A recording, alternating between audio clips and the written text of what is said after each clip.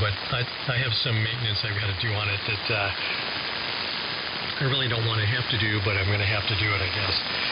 Nothing complex, but you know, at this point, I may just drop it off at the bike shop and say, hey, get it ready for an old man to tool around town on, and let them have at it at this point.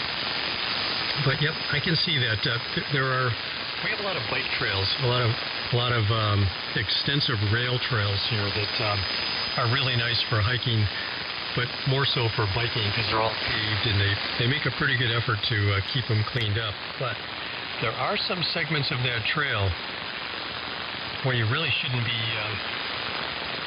on a street bike. So I can see where a gravel bike that had, you know, tires that maybe were a little more forgiving when you left the pavement. That would be a good thing to have. Any event, I just slow down and go slow, go light, shift to a lower gear, and just make my way through those rough spots and you know, rise up on the pedals and off the seat. And the bike is happy. It just rocks back and forth however it needs to, and then I can motor on. But yep, yeah, we'll see. Well, you know, I took that path with my setup too, Frank. I know a lot of guys, excuse me, do all the digital stuff with the SDRs, and I can see why.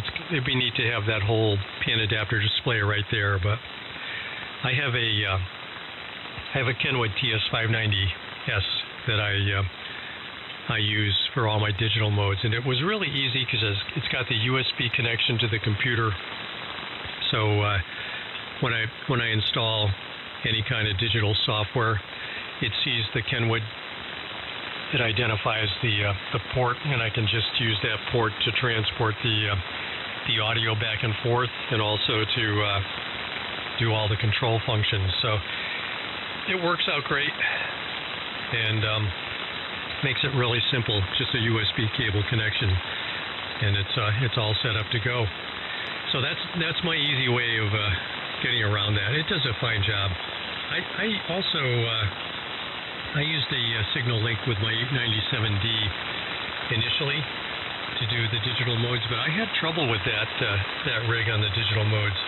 It had a leading edge spike with every time you keyed. And it also has a very aggressive ALC.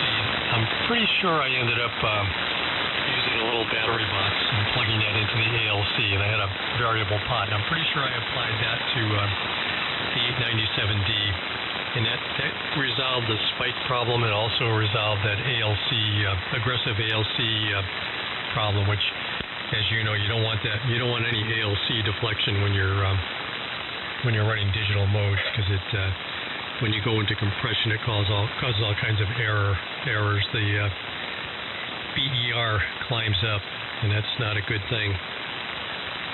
So I ended up using that same battery box with my ICOM Pro 3 too for a lot of different things. Any event, yep, digital modes are fun, but I have to admit, I don't think I've done any digital modes other than DMR, which is a different animal. And making the code plug was like a puzzle, but I really liked it, which is kind of a nerdy thing.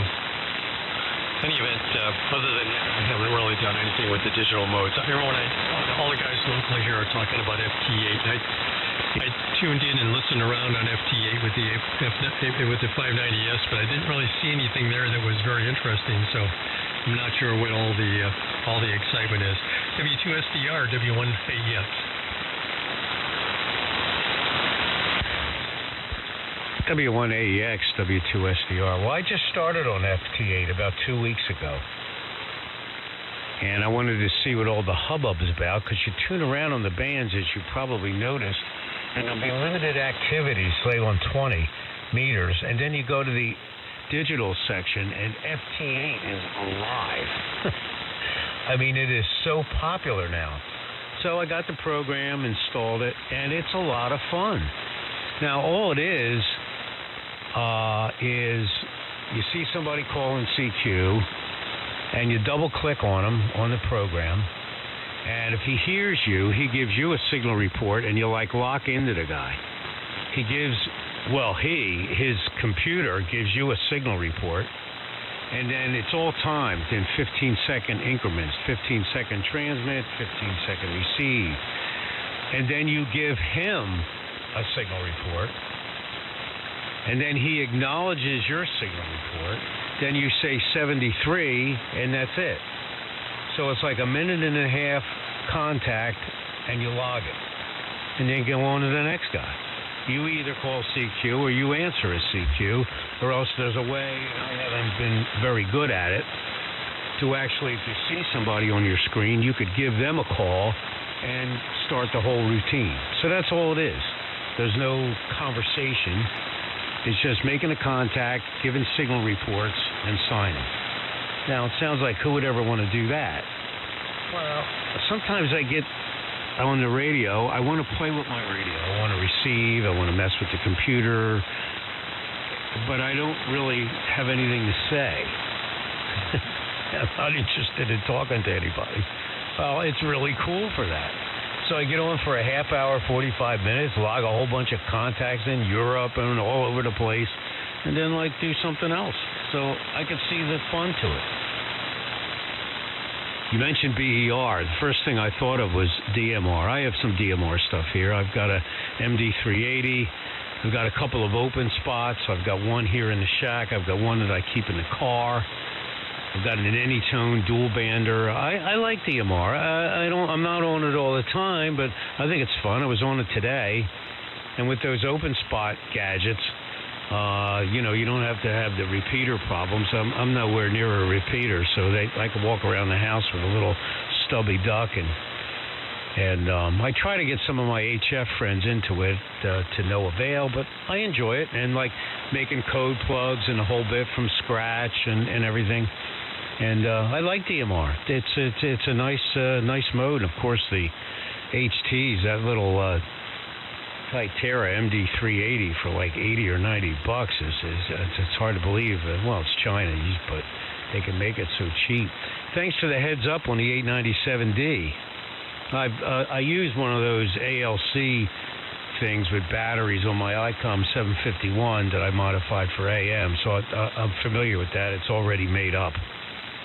And I had a 590S, and these modern rigs like that are very nice for digital modes because it's got, as you know, it's got the sound card built right in, so you don't need a signal link. You just plug it into the USB port, and away you go. But I have the signal link here. I've had it for a few years now from older rigs, so I'm going to order a cable for an RG45 to a mini DIN for the 897 and give it a shot. W1AEX, W2SDR.